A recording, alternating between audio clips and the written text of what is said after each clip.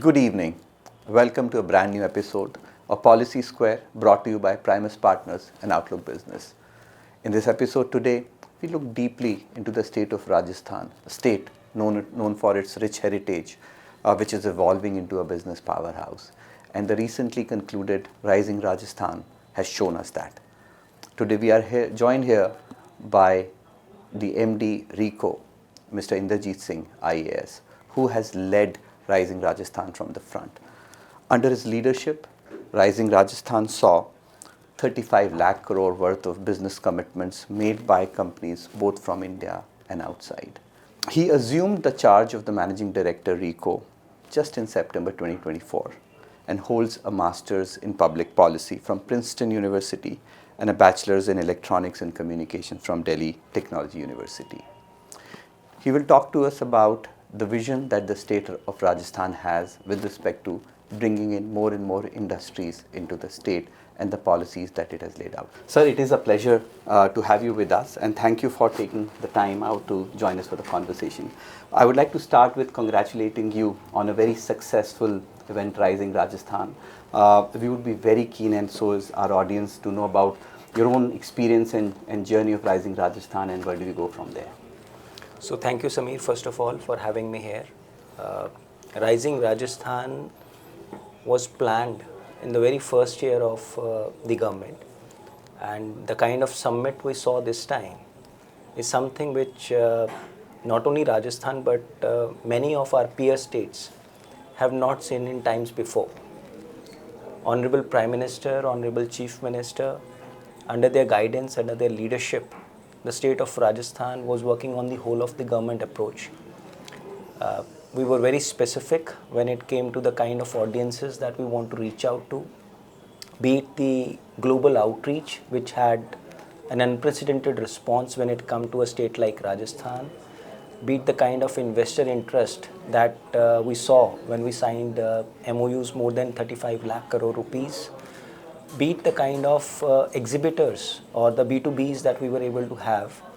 I think Rising Rajasthan as a whole is something which has unleashed that kind of curiosity which we have never seen for Rajasthan ecosystem before.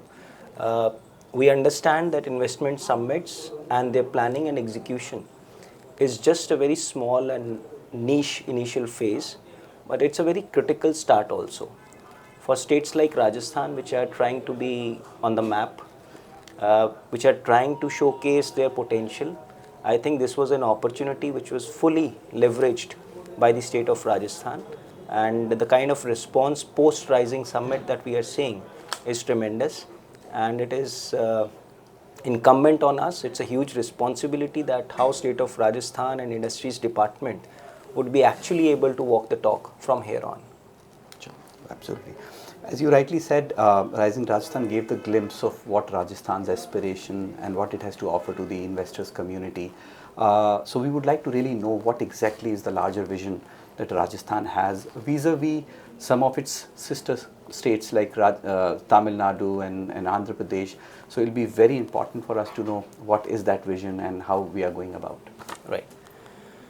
So while the summit was being planned, or I would say while the government was trying to formulate its strategy, which could be termed as a short-term, a mid-term or a long-term strategy, which we will come to eventually, I would say that immediately after the government formation, the mandate was very clear that industry has to be a very critical focus, and not only focused but also doing things which probably get the competitive advantage to Rajasthan. We are very well aware that we are rich on natural resources like mines and minerals. We are very much aware about our culture and heritage also, but we were also very conscious about the fact that where are the GCCs going?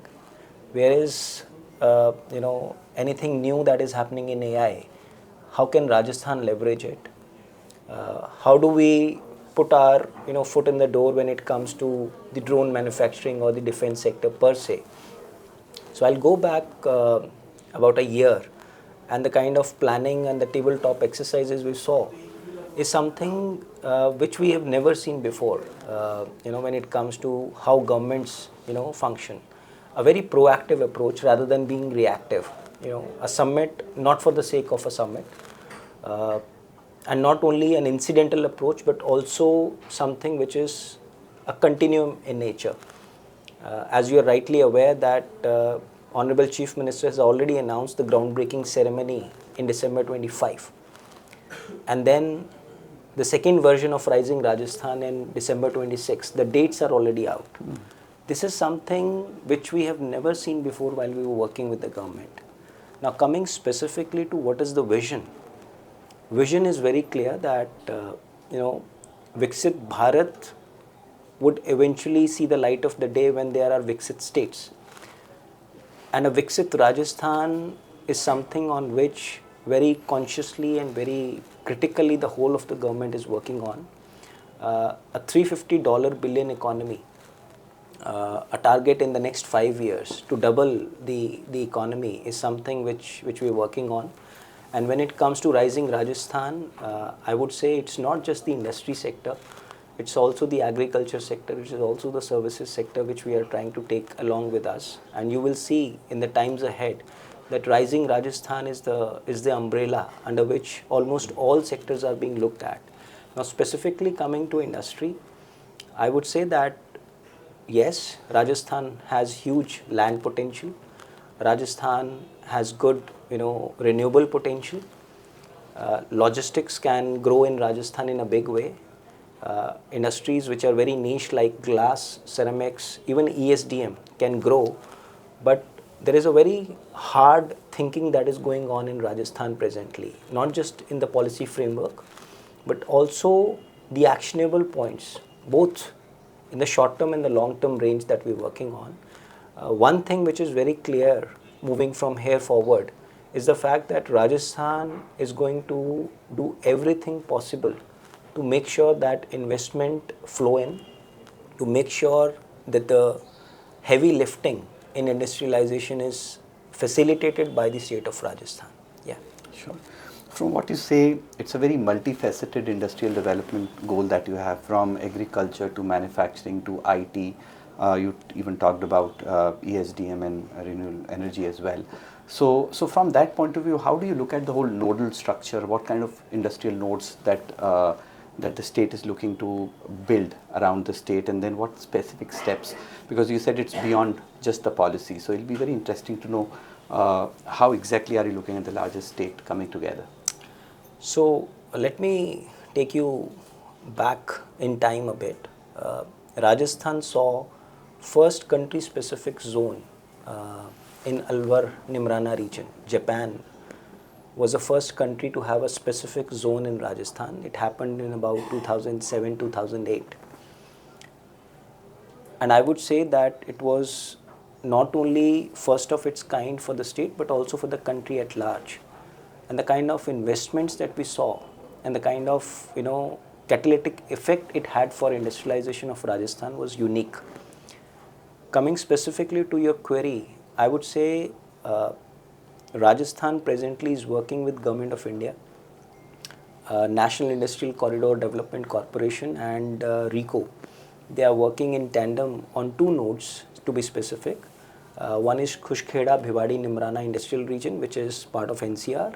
The second part is Jodhpur Pali Marwad Industrial Area. Both these nodes, we are in very advanced stage. We have got first tranche of about 100 crore from Government of India, and likewise equity is being pushed in by Government of Rajasthan. Very soon we'll be having a project consultant on board. The RFP is already out. The reason I'm mentioning these granular details is to tell you that very soon Alwar Bhiwadi kind area would be available for the investors, and everything has been done keeping in mind Rising Rajasthan in the backdrop. So the kind of plug and play infra that is required, we are already working on that. So this is what we are working in tandem with, say, Government of India. Just a small example. Likewise, Rajasthan knows that we have to unlock the land potential that we have. So when industry is, having that saturation effect in the NCR region, districts like Dausa, districts like Bharatpur and others, they are going to see the spillover effect, which we are already seeing. In that context, we have already identified upwards of 3,000 hectare of land to start with. You know, with the Delhi-Mumbai Expressway, the distance between Jaipur and Delhi has decreased to about 2.5 hours, right? With that, logistics support in mind, we are working on developing nodes which will not only have a kind of a support system for the investor, but also it's an opportunity to regionally diversify our presence.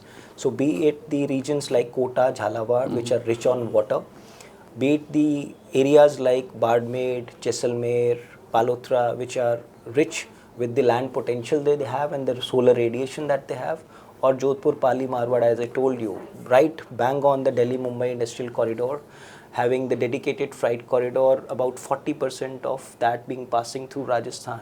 All these opportunities are being mapped. And I'll be very candid that we know our challenges, we know our limitations.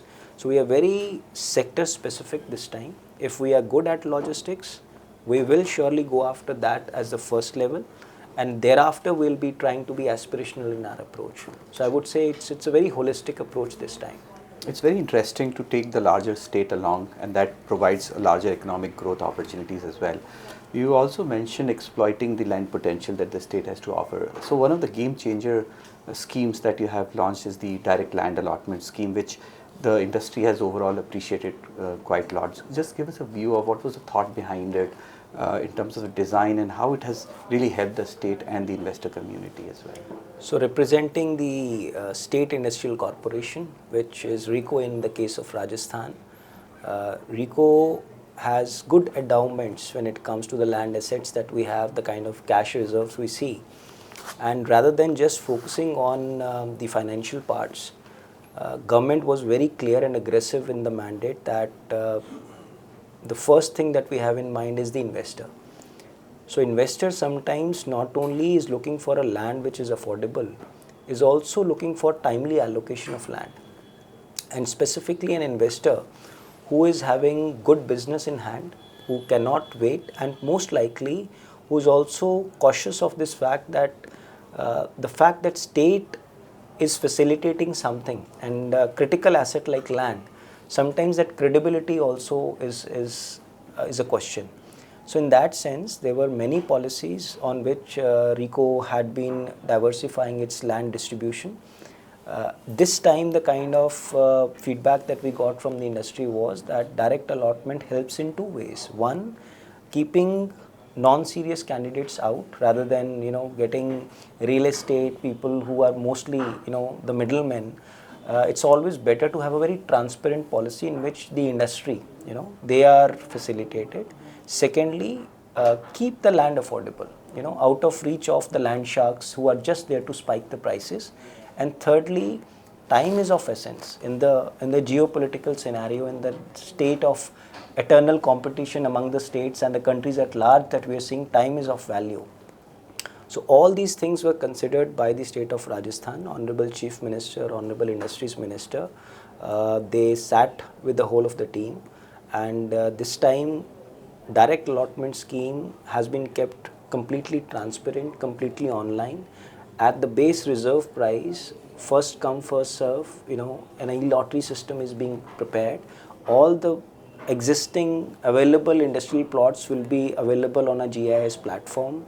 Any investor sitting anywhere would be able to apply, get a choice of the land available. And again, this is something which RICO has never seen before. So we are very hopeful that this will send a very good message to the investor community. And we're going to have a pilot very soon. The policy is already out, and I am sure that this is going to be a one milestone that investors are looking forward to. Absolutely. This scheme lends to making ease of doing business easier for the industry as well. One other initiative could be around technology. So I know that state is working on an online allotment portal as well. It's being launched shortly. But with the advent of AI and a lot more initiatives around AI, how do you propose to bring in technology into the way RICO looks at making ease of doing business happen? Right. So incidentally, few days ago we were in a Niti Aayog meeting where Niti Aayog under the directions of Honorable Prime Minister and Government of India, they're working on a investment charter index, so that people sitting anywhere around the world, they're able to understand which state has to offer what. Sure. So the matrix is very clear, be it natural resources, be it the business policy framework, be it the state of law in general, everything is being considered to keep the states on the edge, rightfully, because it's a global business these days. To kind of the money would always flow where the returns are higher. So in that context, I would say yes, technology has to be a critical part, not only for RICO, not only for industry, but the states in the times ahead. Keeping that thing in mind, we have seen a lot of one-stop shops or places where the investor generally would come and all the services would be claimed are being delivered. RICO and Industries Department has already moved to a platform where we have created a special investor interface. All the MOUs which have been signed, all the services which probably they are looking forward to, an investor is having a real-time peek into what department is doing what. Honorable Chief Minister is having a dashboard. Any MOU of significance is being monitored directly by the Chief Minister Office, by the Industries Minister Office. So technology helps in a lot of ways, and as you're rightly mentioning, that not only the simple platforms or the MIS that we used to see, wherever possible, the data mining and the AI tools should be leveraged, would be leveraged. But I think first steps first, and the kind of opening up of the Industries Department, the way it is happening, be it the routine incentives under the Rajasthan incentive promotion scheme, which we used to have, the tax incentives and others, everything is being brought online. And I'm very sure that these things, they will not only have transparency, but also a lot of ease of business that investors look forward to. Absolutely. You talk about this charter that Niti Aayog is working on, and you also mentioned about states being in a state of eternal competition. I would like to know your own view, as unbiased as possible, about how do you look at Rajasthan as a state vis-a-vis in competition with the other states, which in some cases also have a head start ahead of Rajasthan. So how would a investor community look at Rajasthan vis-a-vis other states? Right. So as you mentioned, I'll be very candid. A lot of people have their own skepticism when it comes to having investment summits.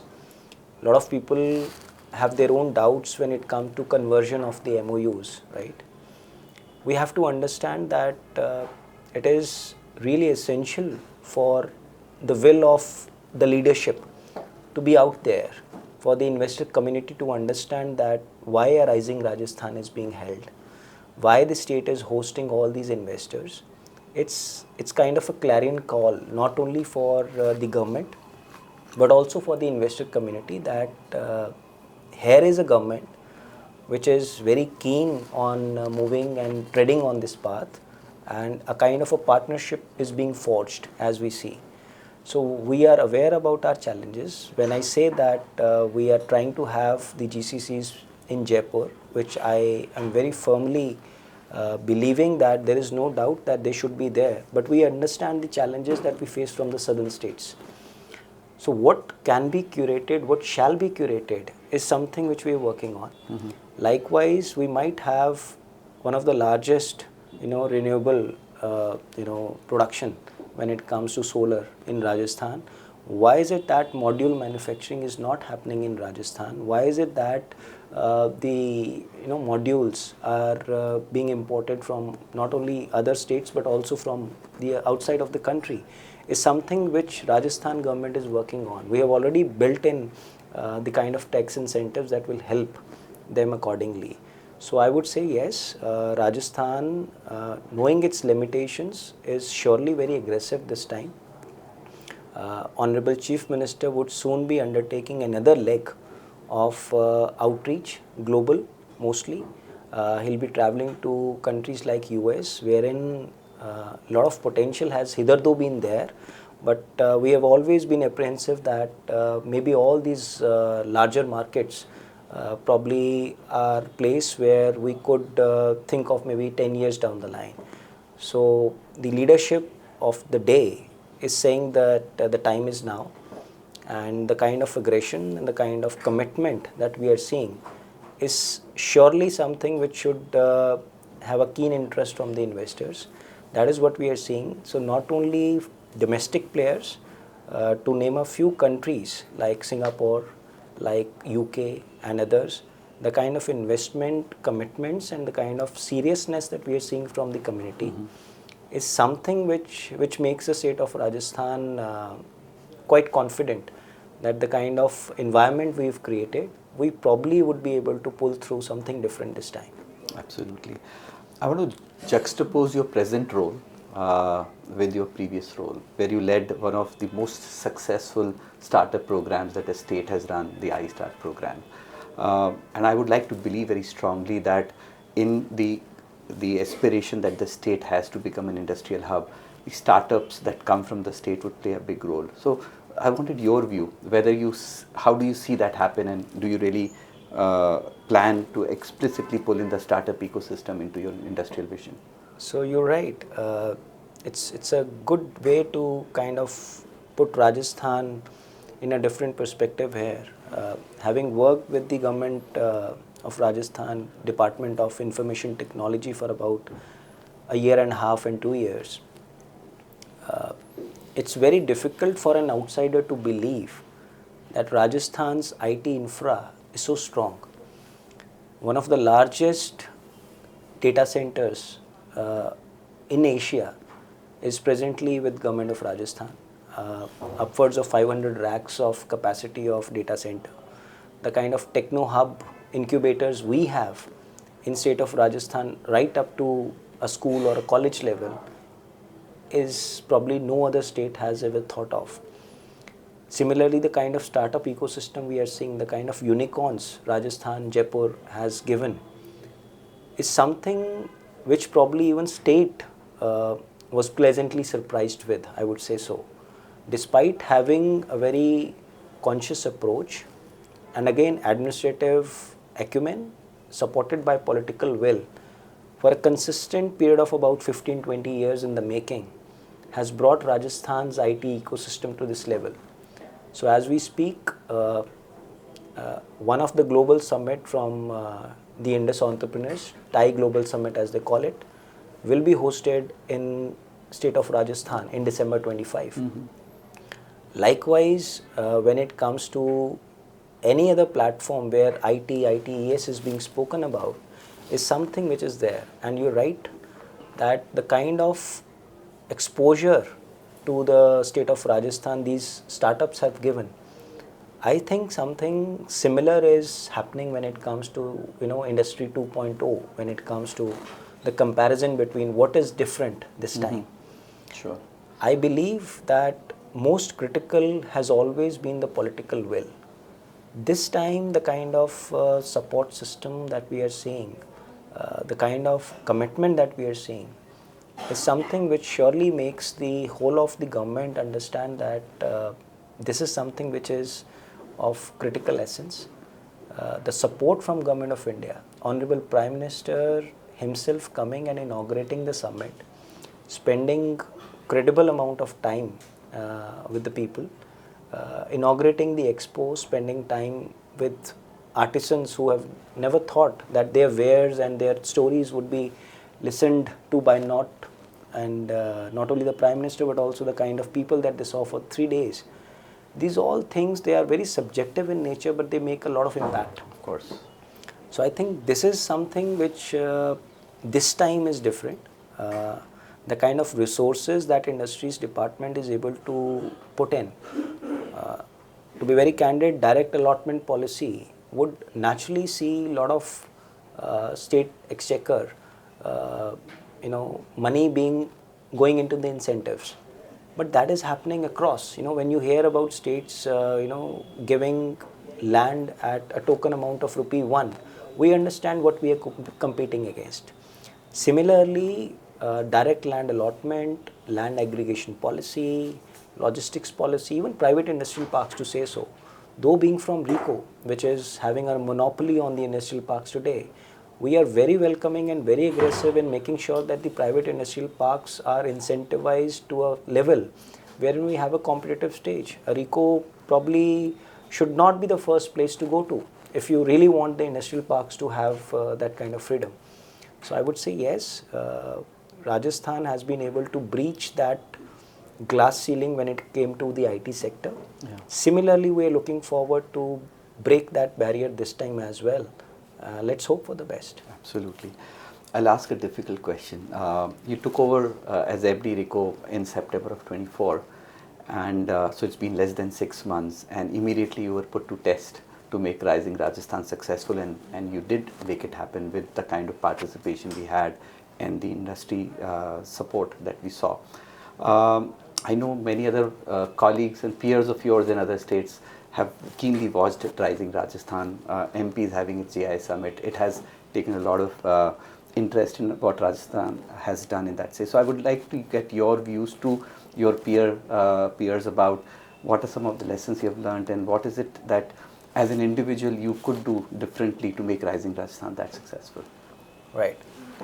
So first thing first, I would say that as I mentioned, and there is a reason that I'm reiterating the similar point, that the leadership support is something which is essential, right? Absolutely critical. That was first thing which when I joined I saw that it was very clear that Prime Minister's office was fully supporting the state of Rajasthan when it came to very smaller details, the kind of interest that was shown, and it had us all going that if this is the level of interest, probably we should give it all. Likewise, Honorable Chief Minister from day one, be it the global outreach that was conducted by he himself, more than 5 countries were visited by Honorable Chief Minister himself, taking time out of his busy schedule. A lot of other high-level delegations with Honorable Industries Minister, Deputy Chief Ministers, these outreaches happened never before for Rajasthan. And when finally we came to closer to the culmination, to the day of summit, I would say 2-3 things stood out. One was the kind of talk that we are doing. What is going to be different this time? We all understand that investment summits, they are a mere event when it comes to that space. But there is a reason we are showcasing that as an event, because will of the government, will of the leadership would be seen from that. Honorable Prime Minister's presence is a symbolism when it comes to that yes, Government of India, Government of Rajasthan, they are standing with the investor community, and industrialization is a priority. Similarly, Rajasthan and the team Rajasthan, we planned that this time anything which will happen at a scale. The quality has to be of the highest standards. Global outreach, for example. There was no reason that Rajasthan went out of its way despite having a very short time span. We were able to get nearly 40 countries participation. It was a global participation which probably events like Jaipur Literature Festival and others have not seen before. Likewise, first time we were doing a global expo, and many a country pavilions, more than 150 exhibitors at a very short span, they were pulled in, and that expo probably added another color to the summit altogether. Mm-hmm. So I would say scale, standard, and very aggressive when it came to thinking, when it came to planning. I think these are few things which we try to showcase, and the kind of feedback we got is exactly right. The realistic, feeling that we had post the summit is something that yes, one stage you have crossed, and immediately thereafter, the whole team was mandated with working on the MOUs. If you will see the kind of structure we have laid, when it comes to tracking the MOUs, when it comes to reaching out to the investors and making sure that none of the investments, they go idle just because government was not there for them, is very different. Chief Minister himself is viewing a certain level of MOUs. Chief Secretary has been tasked with a certain segment of those, and likewise every secretary of every department is being tasked. A complete online system is being prepared, is already in place. CM himself is reviewing the whole progress every fortnight, and as I mentioned earlier that he has already announced that we will put out the report card of the department in December 25, exactly 1 year from the day it was announced, and we are working against time, I would say, and we are very sure that with this kind of commitment and support, industries department would be able to do something different this time. Absolutely. So as we end this segment, this platform Policy Square has many investors and many industry leaders in audience. I'm sure they would like to hear from you on the message that you have as you invite them. The message is out and clear. The fact that Rising Rajasthan saw such a success is that there is always a belief. There is always that potential that investors have always been aware of. The message that state of Rajasthan is trying to give is that we are very serious. We are going to walk the talk this time, and we are going to make everything possible to make sure that the investors are facilitated in the true sense. We are very aware about our challenges. Likewise, we are very aware about our opportunities as well. Rajasthan seeing a refinery, Rajasthan having that kind of renewable potential, Rajasthan having that proximity to Delhi, to the markets nearby, Rajasthan having that kind of land potential, and more importantly, Rajasthan having that kind of state of law and order.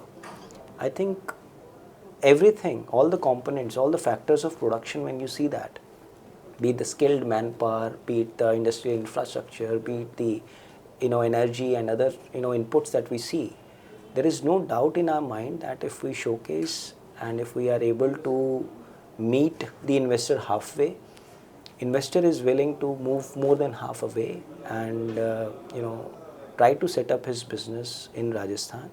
And with that message, we probably are here. With that message, we will still be doing that outreach, and it's a very strong message from the leadership that Department of Industries have got, and let us hope and let us wish that Rajasthan is able to put itself in that ladder this time. Sure.